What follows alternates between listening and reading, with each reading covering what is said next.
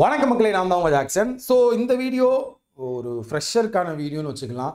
Already இதை பற்றி நிறையா வீடியோ போட்டுட்டேன். இருந்தாலும் இதை போட்டுக்கிட்டே இருந்தால் தான் புதுசாக ஒவ்வொரு நாளைக்கு ஒவ்வொரு ஆள் வந்துக்கிட்டு இருக்காங்க ஃப்ரெஷர்ஸ். ஸோ அவங்களால சர்ச் பண்ணி எடுக்க முடியல. நானும் நிறையா தடவையும் சொல்லிட்டேன். சரி, இருந்தாலும் இந்த வீடியோ கொடுத்துருவோமே இன்னைக்கு கொண்டு வந்திருக்கேன். ஸோ அதுக்கு முன்னாடி இன்றைக்கி நம்ம டீச்சர்ஸ் டே ஆஃபராக வந்து ராயல் பாஸ் 50% ஆஃபர் போட்டிருக்கோம். ராயல் பாஸ்ன்றது நீங்கள் பேங்க் எக்ஸாம் முதல் அட்டம்ப்டே கிராக் பண்ணுறதுக்கான ஒரு கம்ப்ளீட் பேக்கேஜ். இதுக்குள்ளே பார்த்தீங்கன்னா வந்து எல்லா டாபிக், ரீசனிங், ஆப்டி, இங்கிலீஷ், பேங்கிங் அவேர்னஸ், எல்லா டாப்பிக்கான வீடியோ கோர்ஸ் இருக்கும், ஆன்லைன் வீடியோ கோர்ஸு. அதுக்கப்புறம் பார்த்தீங்கன்னா அதை நீங்கள் ப்ராக்டிஸ் பண்ணி பார்க்க exam wise PDF, topic wise PDF எல்லாமே இதுக்குள்ளே இருக்கும். மார்க் டெஸ்ட், ப்ரிலிம்ஸு, மெயின்ஸு எல்லாமே இதுக்குள்ளே இருக்கும். அது மட்டும் இல்லாமல் current affairs PDF, banking awareness PDF, இன்டர்வியூக்கான ப்ரிப்பேர் பண்ணுறதுக்கான வீடியோ கோர்ஸ், இப்படி எல்லாமே உள்ளே இருக்குது. ஸோ இதெல்லாம் தேவை அப்படின்னா டிஸ்கிரிப்ஷன் லிங்க் வச்சுருக்கேன், ராயல் பாஸோட லிங்க்கு.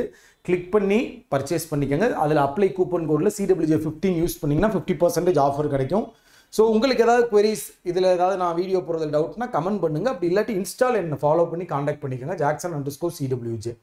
ஸோ ஃபஸ்ட்டு விஷயம், ஒரு ஃப்ரெஷராக நீங்கள் வரீங்க அப்படின்னா ஃபர்ஸ்ட் நீங்க தெரிஞ்சுக்க வேண்டியது என்ன டாபிக் இருக்கு அப்படின்னு சொல்லி பார்க்கணும். ஃபர்ஸ்ட் இதுதான், என்ன டாபிக்லாம் இருக்கு அப்படின்னு பார்க்கணும். ஸோ அடுத்து வந்து பேங்க் எக்ஸாம் பேட்டர்ன் என்ன, அதுக்குள்ள என்னென்ன செக்ஷன் கேட்டிருக்காங்க அப்படின்றத பார்க்கணும். ஃபர்ஸ்ட் இதை பார்த்துருங்க. எடுத்தோடனே பேங்க் எக்ஸாமில் எப்படி கொஸ்டின் கேட்குறாங்கலாம் நீங்கள் பார்க்க வேணாம், உங்களுக்கு எதுவுமே தெரியாது. எடுத்தோடனே என்னென்ன டாபிக் இருக்குது, பேங்க் எக்ஸாம் பேட்டர்ன் என்ன ஒவ்வொரு எக்ஸாமுக்கும். சரியா? எல்லா பேங்க் எக்ஸாமுக்கும் பார்த்தீங்கன்னா சேம் சிலபஸ் தான். இன்சூரன்ஸ் எக்ஸாமுக்கும் பேங்க் எக்ஸாமோட சிலபஸ் தான். சரிங்களா? ஸோ நீங்கள் வந்து ஃபஸ்ட்டு என்னென்ன சிலபஸில் என்னென்ன டாபிக் இருக்குது அப்படின்னு பார்த்துருங்க. செகண்டு, நீங்கள் ஒரு அகாடமி ஜாயின் பண்ணியோ இல்லை ஒரு வீடியோ கோர்ஸ் பார்த்தோ பேசிக்ஸை கவர் பண்ணுங்க. என்னென்ன டாபிக்னு தெரிஞ்சிருப்பீங்களே, ஒவ்வொரு டாபிக்குமே சொல்லி தருவாங்க அகாடமியில். அப்படி இல்லாட்டி வீடியோ கோர்ஸில் வந்து நம்ம சொல்லி கொடுத்துருப்போம். நம்ம வீடியோ கோர்ஸ்னு இல்லை, எதுனாலும் யூஸ் பண்ணிக்கோங்க. நம்ம வீடியோ கோர்ஸில் எல்லாமே சொல்லி கொடுத்துருப்போம். ஸோ பேசிக்ஸை வந்து ஃபவுண்டேஷன் வந்து ரொம்ப ஸ்ட்ராங் பண்ணணும். இதை நம்ம ஸ்ட்ராங் பண்ணுறதுக்கு பார்த்தீங்கன்னா ஒரு 2 to 4 months எடுக்கும். ஒவ்வொருத்தவங்க கெப்பாசிட்டியை பொறுத்தது. சரிங்களா? சில பேர் கற்பூரமாக 2 மாதத்துக்குள்ளேயே பேசிக்ஸை நல்லா கற்றுக்குவாங்க. சில பேருக்கு ஒரு 3-4 மாதம் எடுக்கும். சரிங்களா?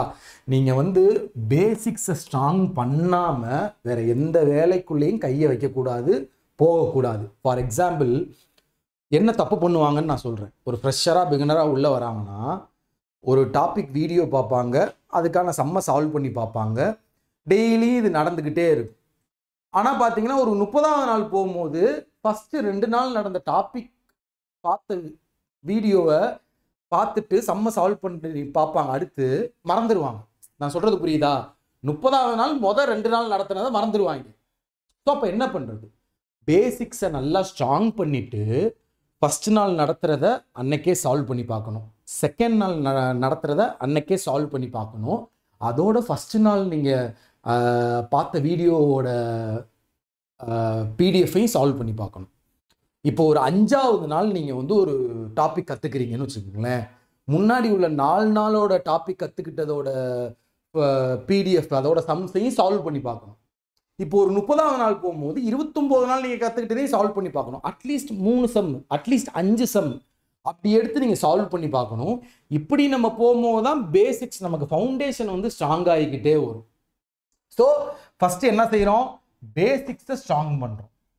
அடுத்து பார்த்தீங்கன்னா பேசிக்ல இருந்து மாடரேட் லெவல் ப்ராக்டிஸ் பண்ணுறோம்.